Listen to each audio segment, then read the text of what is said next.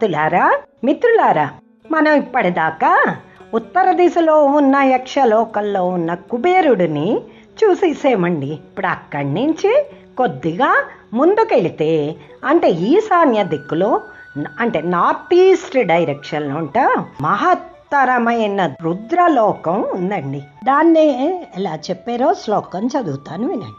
ఈశాన కోణే సంప్రోక్తో రుద్రలోకో మహత్తరః. అయితే అది ఎలా ఉంది అన్నది చెప్తున్నారు. మనం ఇప్పుడు దాని గురించి ఆ లోకం గురించి తెలుసుకుందాం. అనర్ఘ్యరత్న ఖచితో యత్ర రుద్రోధిదైవతం మన్యుమాన్ దీప్తనయనో బద్ధ పృష్ఠ మహేషుధి. అంటే ఈ రుద్రలోకంట వెలకట్టలేని విలువైన రత్నాలతో మణులతో నిర్మించబడి ఉంటుంటండి. ఎత్ర అంటే అక్కడ రుద్రోది దైవతం అంటే స్వయంగా రుద్రుడే దైవంగా అధిపతిగా ఉంటాటండి. అతను ఎలా ఉంటాట? మన్యుమాన్ అంటే మహా ఉగ్ర రూపం మరియు కోపంతో ఉంటాట. దీప్తనయనో అంటే ఎరుపెక్కిన కన్నులతో ఉంటాటండి. ఇంకా అతనికి వెనక భాగంలో ఏముందో చెప్తున్నారు వినండి. బద్ధ పృష్ఠ మహేషుధి అంటే అతని పృష్ఠభాగంలో ఉంటా అమ్ముల పొదలను దాచి ఉంచుతాటండి. అంటే రుద్రుడు బాణాలను పెట్టుకునే అమ్ముల పొద ఎప్పుడు ధరించి ఉంటాట. ఇంకా అతను ఎలా ఉంటాడు అంటే స్ఫూర్జద్ధనుర్వామహస్తోద్యద్ధనధన్వభిరావృతః స్వసమానైరసంఖ్యాతరుద్రైః శూలవరాయుధైః. అంటే అతని ఎడమ చేతిలోట ప్రకాశిస్తున్న ధనస్సును దాచి ఉంచుతాటండి. ఎవరు?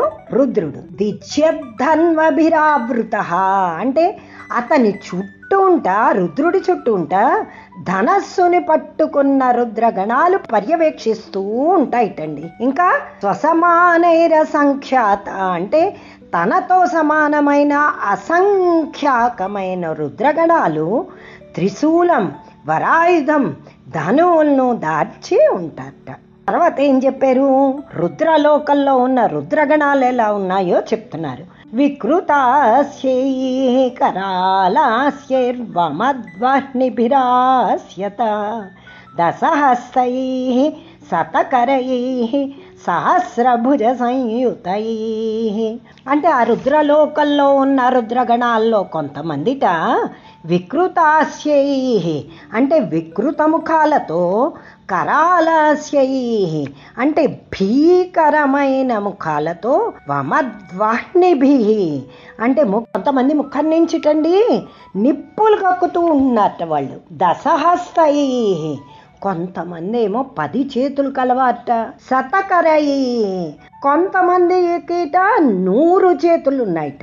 సహస్రభుజ అంటే ఇంకా 1000 భుజాలు కలవాళ్ళు కూడా ఉన్నారటండి. ఇంకా ఎలా ఉన్నారో చెప్తున్నారు చూడండి. దశపాదే దశగ్రీవై స్త్రీనేత్రైరుగ్రమూర్తిభిః అంతరిక్షచరాయే చ ఏ చ భూమిచరాః స్మృతాః. కొంతమంది రుద్రులట 10 పాదాలు కలిగి ఉన్నట్టండి. దశగ్రీవై అంటే కొంతమందిట 10 మెడలు కలవారు ఉన్నట్టండి. త్రినేత్రై కొంతమంది 3 నేత్రాలతో, ఉగ్రమూర్తిభిః భయంకర ఉగ్ర రూపంతో కొంతమంది ఉంటారటండి. కొంతమందిట అంతరిక్షచరాయ అంటే అంతరిక్షంలో చరిస్తూ, మరియు ఎవరైతే భూమిచరాహ భూమిపైన సంచరించే రుద్రులు ఉంటారట. చూశారు కదా రుద్రలోకం గురించి ఎంత చక్కగా వర్ణిస్తున్నారో. మనకి రుద్రాధ్యయనంలో ఇవన్నీ ఏవైతే చెప్పారో అవే ఇక్కడ కూడా చెప్పారండి. దేవి భాగవతంలో వ్యాసుల వారు అతని కళ్ళతో అతను చూస్తూ మనకి డిస్క్రిప్షన్ ఇచ్చారండి. అందుకే అక్కడ మెన్షన్ చేశారు చూడండి. రుద్రాధ్యాయే స్మృత రుద్రా సర్వైశ్య సమావృతః రుద్రాణి కోటి సహితో భద్రకాళ్యాది మాతృభిః. అంటే రుద్రాధ్యాయే అంటే రుద్ర అధ్యయనంలోంట ఎలాంటి రుద్రుణ్ణైతే స్మృతాహ చెప్పబడ్డాడో అలాంటి రుద్రులందరితో కలిపి సర్వైశ్చ అంటే అటువంటి రుద్రులందరితో కలిపి ఈ మహారుద్రుడుట సమావృత ఈ రుద్రలోకల్లో నివసిస్తాటండి. రుద్రాధ్యయనంలో రుద్రుడు అంటే ఎలాగో చూద్దాం చూడండి. మనకి తెలుసు కదండి, నమ్మకల్లో అష్టమ అనువాకల్లో ఉంటుంది. నమః సోమాయ చ రుద్రాయ చ నమస్తామ్రాయ చ అరుణాయ చ నమః సంగాయ చ పశుపతయే చ నమ ఉగ్రాయ చ భీమాయ చ. ఇలాగా చక్కగా ఎలా అయితే వర్ణించారో అలాగే ఉంటాటండి ఆ మహారుద్రుడు. అంతేకాదు ఇంకా సహస్రాణి సహస్రసో ఏ రుద్రాః అధిభూమ్యాం అంటే వేలకి వేల మంది అయిన రుద్రులు, అది కూడా రుద్రాధ్యయనంలో ఉన్నదండి. వేలకు వేల అయిన ఈ రుద్రులు ఈ భూమిని ఆశ్రయించి తిరుగుతూ ఉంటారటండి. అలాంటి వేలాది మంది రుద్రులతో కలిపిన మహారుద్రుడు ఈ రుద్రలోకల్లో ఉంటాడు అని చెప్తున్నారండి.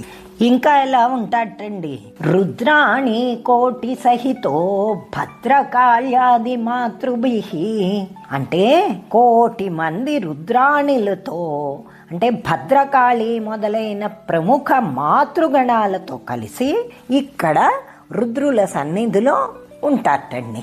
గయలాగా నానా శక్తి సమావిష్ట డామిర్యాది గణావృత వీరభద్రాది సహితో రుద్రో రాజన్ విరాజతే. ఈశాన్యంలో ఉన్న రుద్రగణాల యొక్క నగరం గురించి ఎలా ఉంటుందో మనం ఇప్పుడు తెలుసుకుందాం. నానా శక్తి సమావిష్ట అంటే రుద్రలోకం నానా విధములైన శక్తులతో కూడి డామరి మొదలగు గణాల చుట్టూ ఉండగా మహారుద్రుడు ఉంటాటండి. ఎలాగా నానా విధాలైన శక్తులకు కలిసి డామరి మొదలైన గణాలతో కలిపి మహారుద్రుడు ఉంటాట. మీకు అందుకే లలితా శాస్త్రంలో నామం ఉన్నా చూడండి, డామర్యాదిభిరావృత. ఆ నామం గురించి మరి అందరికీ తెలుసు, డామరీ గణాలు అంటారండి. డామరీ గణాలు ఏంటి అంటే ఇవి 10 గణాలు. ఇవి ఎక్కడుంటాయి, మన మణిపూర చక్రం ఉంటుంది కదా, అక్కడ ఈ 10 శక్తులు ఉంటాయి. అవి ఏమిటేమిటో చెప్తాను వినండి. 1 ఢామరి, 2 ఢంకారిణి, 3 నార్న, 4 తామసి, 5 ధాన్వి, 6 దాక్షాయణి, 7 ధాత్రి, 8 నారీ, 9 పార్వతి, 10 ఫట్కారిణి. ఇటువంటి ఢామరి గణాలతోంట రుద్రుడు ఉంటాటండి. వీరభద్రాది సహితో అంటే ఓ రాజా, వీరభద్రుడు మొదలగు సేనానులతో కలిసి మహారుద్రుడు ఈ ఈశాన్య నగరంలో విరాజిల్లుతూ ఉంటాడు అని చెప్తున్నారండి. ఇంకా అసలు ఎలా ఉంటాడో ఆ మహారుద్రుడు వర్ణన చెప్తున్నారు చూడండి. ముండమాలాధరో నాగవలయో నాగకంధర వ్యాఘ్ర చర్మ పరిధానో గజ చర్మోత్తరీయకః. ముండమాలాధరో అంటే మెడలో బ్రహ్మ కపాలాలను ధరించి ఉంటాటండి. నాగవలయో నాగకంధర నాగవలయాన్ని తన చుట్టూ చుట్టుకుని నాగ సర్పాన్ని కందరహ అంటే మెడలో వేసుకుని ఉంటాటండి. ఇంకా ఎలా ఉంటాట, వ్యాఘ్ర చర్మ పరిధానో అంటే వ్యాఘ్రం అంటే పులి కదండి, పులి యొక్క చర్మాన్ని పరిధానం అంటే ధరించి, ఇంకా గజ చర్మోత్తరీయకః అంటే గజ అంటే ఏనుగు తాలూకు చర్మాన్ని ఉత్తరీయల్లాగా ధరించి ఉంటాటండి ఆ మహారుద్రుడు. ఇంకా ఎలా ఉంటాడు, చితాభస్మానులిప్తాంగ ప్రమదాదిగణావృతః నినదడ్డమరుధ్యానైర్బదిరీకృత దిన్ముఖః. శరీరానికిట చితాభస్మాన్ని పులుముకుని ఉంటాటండి. ప్రమదాదిగణావృత అంటే ప్రమద గణాలతో కూడి ఉంటాట. ఇంకా ఎలా ఉంటాట, నినదడ్డమరుధ్వానేర్బడిరీకృత దిమ్ముఖ. అంటే తరచుగా ఢమరుధ్వని చేస్తూ ఉంటాటండి. బదిరీకృత దిమ్ముఖ అంటే దిక్కులు పిక్కటిల్లిలాగా చెవులు చిల్లులు పడిపోయేలాంటి ధ్వనుల్ని చేస్తూ ఉంటాట. ఇంకా ఎలాగా? అట్టహాసోస్ఫోట శబ్దై సంత్రాసిత నభస్థలః భూత సంఘ సమావిష్టో భూతావాసో మహేశ్వరః. అట్టహాసోస్ఫోట శబ్దై అంటే బాగా బిగ్గరగా భయంకరంగా నవ్వులు నవ్వుతూ ఉంటాటండి. స్ఫోట శబ్దై అంటే జబ్బలు చరుచుకుంటూ చేసే శబ్దాన్ని స్ఫోట శబ్దయి అంటారు. సంత్రాసిత నభస్థలః అంటే ఆకాశం దద్దరిల్లిలా శబ్దం చేస్తూ ఉంటాటండి రుద్రుడు. భూత సంఘ సమావిష్టో అంటే భూత గణాలతో కొలువు తీరి ఉంటాట మహారుద్రుడు. భూతావాసో మహేశ్వర సమస్త ప్రాణులకు అసస్వరూపమైన మహేశ్వరుడు రుద్రలోకంలో ఉంటాడు అని చెప్తున్నారండి. అయిన తర్వాత ఈశాన దిక్పతి సోయం నామ్నా చేశాన ఏవ చ అంటే రుద్రుడే ఈ ఈశాన దిక్కుకు అధిపతిటండి.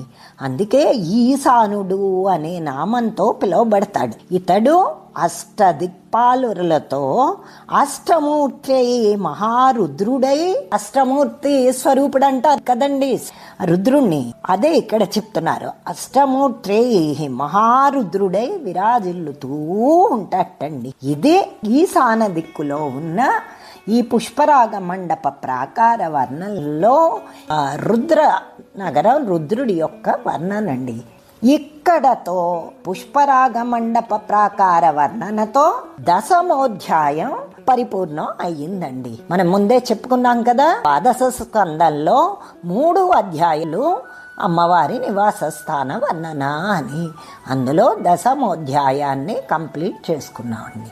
ఈ వీడియో కానీ మీకు నచ్చినట్టయితే తప్పకుండా సబ్స్క్రైబ్ చేసి లైక్ చేస్తారని ఆశిస్తున్నాను. చేస్తారు కదూ?